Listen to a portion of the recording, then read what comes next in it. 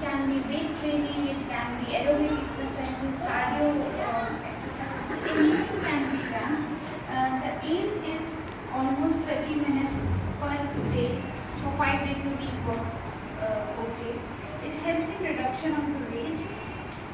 The aim of this is the weight loss. So weight loss of almost 5 to 10% of the current weight over 3 to 6 months has been known to improve the menstrual irregularity and increases the chance of conceiving.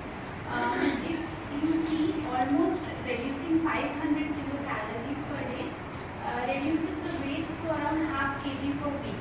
So we do not want a sudden crash diet to reduce your weight by 5 to 6 kg in a month. That is not recommended.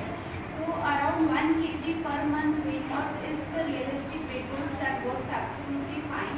Around 1200 to 400 kilocalorie diet is recommended for weight loss. The basic of any diet is your intake. There should be a calorie deficit. So intake should be less than the output. A balanced diet is required. There is no magic diet as such for weight loss. So no fat diets, no quick fixes, no glycemic index foods are preferred. No glycemic index means when you take high glycemic index like pizzas, pasta, anything like instant foods, they instantly rises your blood sugar levels.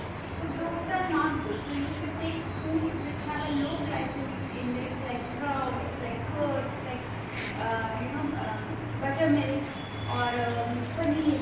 So those foods maintain your blood sugar levels for a longer time. It also helps in you not feeling hungry for a longer period of time.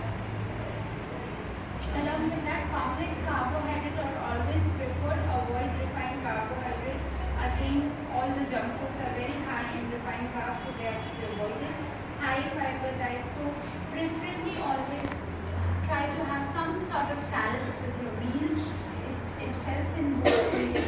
And adequate protein is recommended with the diet. And diet should be rich in low saturated fats.